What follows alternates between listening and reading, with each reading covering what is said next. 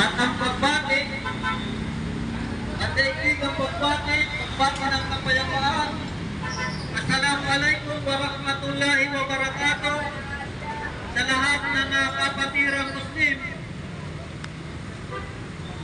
Muli, at ang papuri ay para lang sa tanging nag-isang Diyos na si Allah luwalhati sa Kanya, na kung saan ay muli kami ay pinahintulutan sa oras na to, sa araw na to, upang may parting namin ang mensahe ng kanyang pamamaraan ng pamumuhay o tinatawag ko na Islam na ipinadala sa lahat ng tao upang maging gabay ng bawat tao.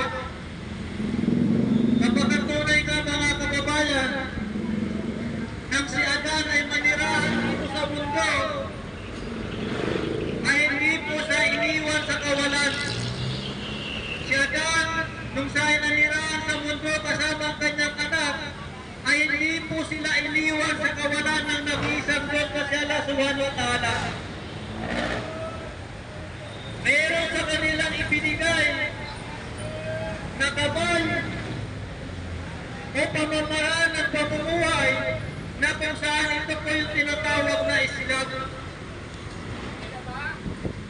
Kaya ibig sabihin, yung ating pong pinapangaral, inaantin na mensahe sa hapon na to, ay hindi po ito bagong katuruan o hindi po bagong pananampalataya o bagong relihiyon na kung saan ito po yung inaangalan ng iba na kung saan ang sinablaw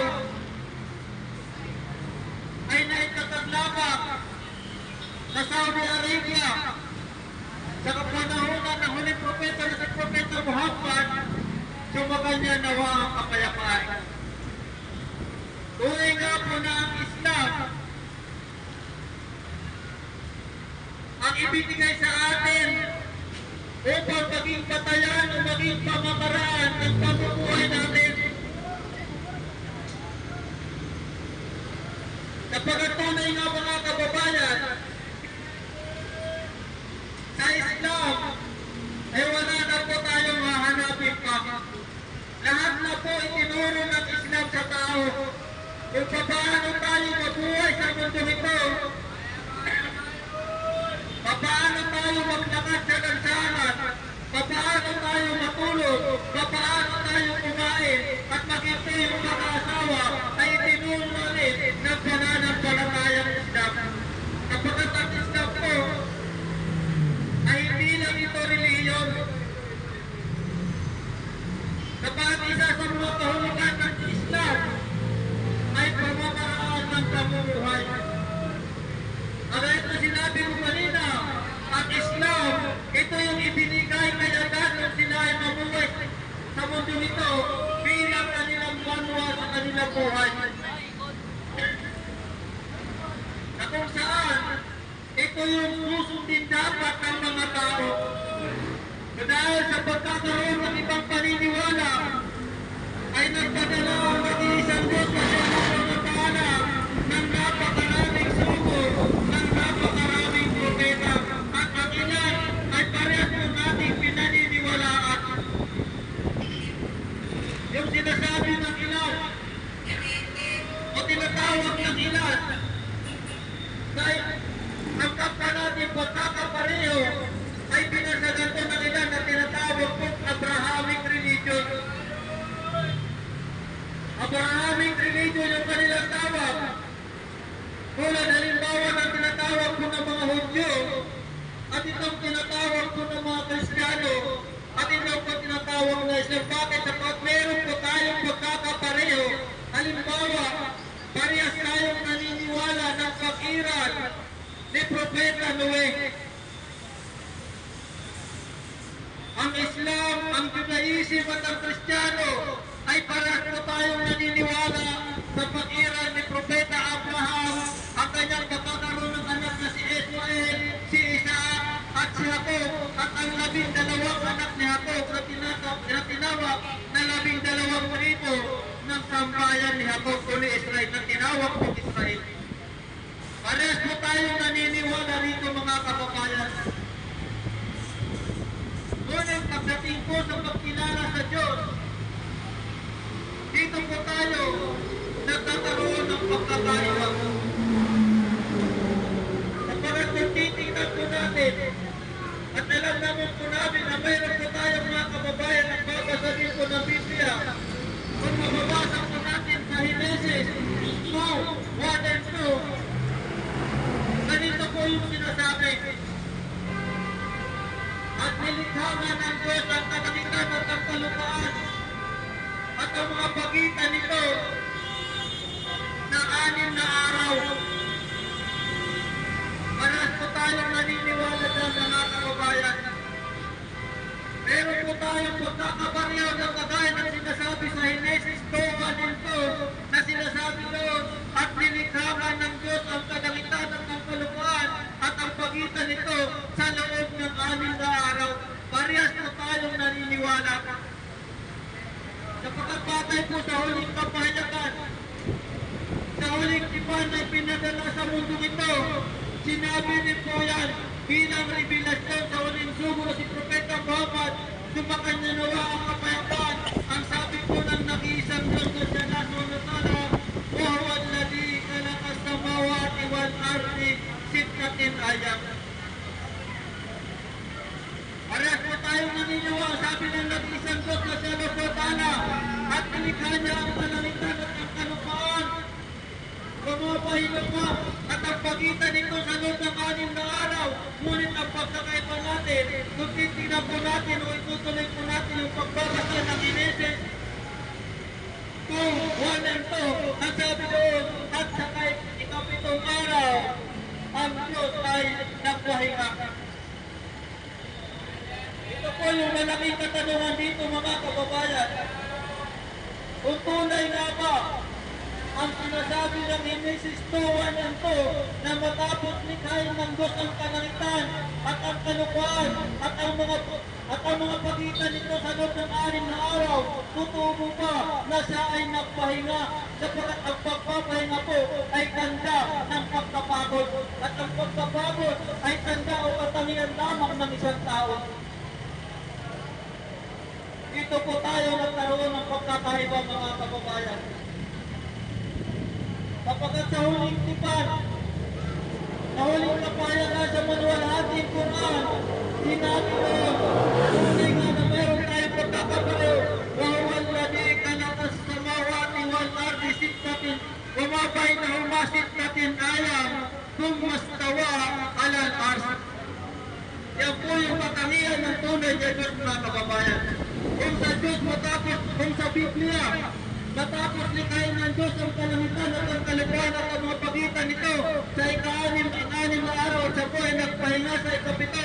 Kabaliktaran po sa tunay na revelasyon ng nag-iisang Diyos na Saraduta na kanyang sinabi, kung mastawa al-arsh. Matapos likhain ng nag-iisang Diyos na siya nasurotan ang kalangitan. Matapos na kanyang likhain ng kalupaan at ang mga nasa pagitan nito, sa loob po ng 6 na araw, hindi po siya, matapos siya pong likhain, hindi po siya nagpahinga.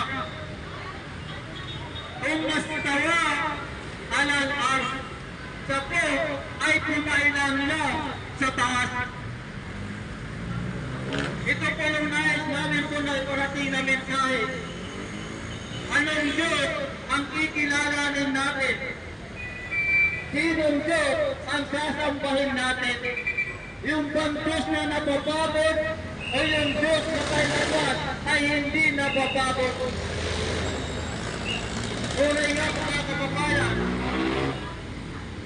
na ipinakilala ng Diyos ang kanyang katangian sa huling kapahayagan. Ito po sinatawag na Quran na kanyang sinabi o sinabi sa maluwalhating Quran, Allahu la ilaha illa huwal hayyul qayyum. Allahu la ilaha illallah wa huwal hayyul qayyum. Si Allah, walang ibang Diyos maliban sa Kanya, ang hindi na ba ang nananatiling buhay, ang walang kamatayan. Yan po yung Diyos, mga kababayan. La takbuduhu sinatun wala naw. Ang pagkaitlit, ang pagkakulat o ang pagtulog ay hindi makakapanaig sa Kanya. Lahumulkus sa bawati wal at sa Kanya umaasa o siya ay nagmamayari ng kalangitan at ng kalupaan. Ito yung nais namin na iparating na mensahe, mga kababayan. Pagdating po sa pagkilala sa tunay na Diyos, piliin natin ang Diyos na kailanman kay hindi po nagpapahinga, hindi po natutulog, hindi po inaantok. Ganyan po yung katangian ng tunay na Diyos. At kanya pong sinabi, patay sa mulo lahat ng Quran, binanggit na rin kanina. Ay pwedeng sabihin, sabihin mo sa kanila o Muhammad, wala na po si Muhammad, ang huling propeta, matagal na pumanaw. Sino po yung magpaparating? Yung mga sumunod kay Propeta Muhammad, yung mga naniwala kay Propeta Muhammad, sila po yung magsabi. Kung sabihin nyo sa kanila, Allahu ahad, sabihin nyo sa kanila, si Allah ay nag-iisa, Allahus samad, sa Kanya ang lahat ay umaasa.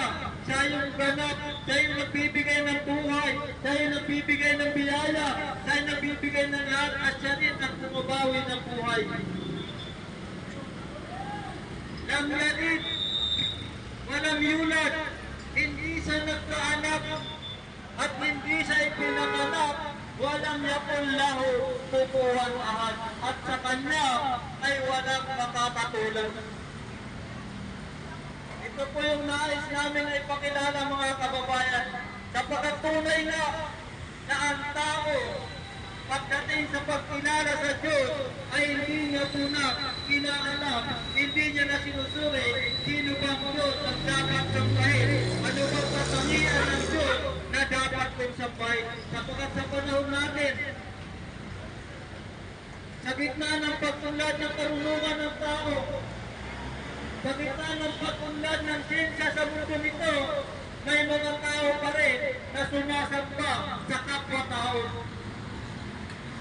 Pero mga taong gagawa ng himala, mga taong gagawa ng kakaiba, at sasabihin na siya ay Diyos, ang masakit na katotohanan, maraming tao ang sasamba sa ganun sa isang tao lamang. Tunay nga, mga kababayan,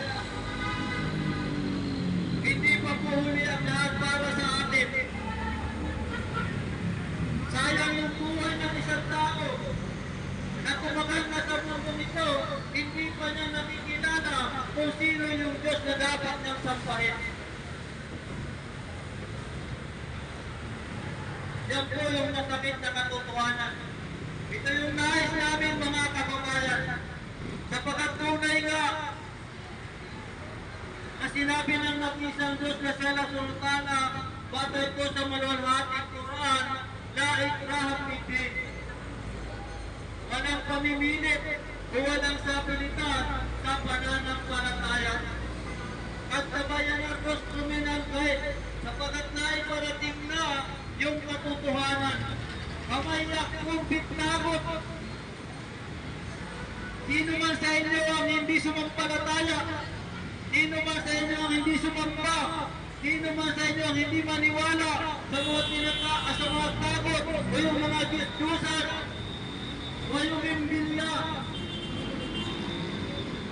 sino man sa inyo ang magtakwil sa mga Diyos-Diyosan at sumampalataya sa nag-iisang Diyos, makadistamsaka bil urwatin mutlaq, tunay na sa ay nakahawak,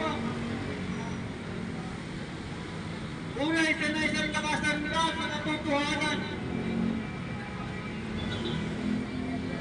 at tunay nga na siya lang ang makakaalam ng lahat ng bagay.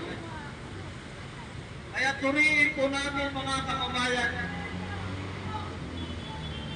turiin natin kung anong Diyos o katangian ng Diyos na dapat natin sambahin sino yung Diyos na dapat natin inalalim. Tandaan po natin mga kababayan,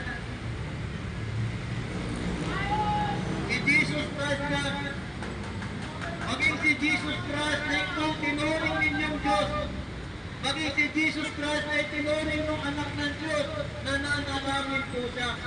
Kung ang turing mo kay Jesus Christ ay isang Diyos, nanalangin po siya. Hebrew 5:7, meron po siya pinapanalangin ng Diyos. Wala pong Diyos na nanalangin sa kanyang sarili. O ibig sabihin, si Jesus Christ ay mayroong Diyos na kinikilala. Si Jesus Christ ay mayroong pong Diyos na sinasamba. Yan po yung nais namin iparating mga kababayan.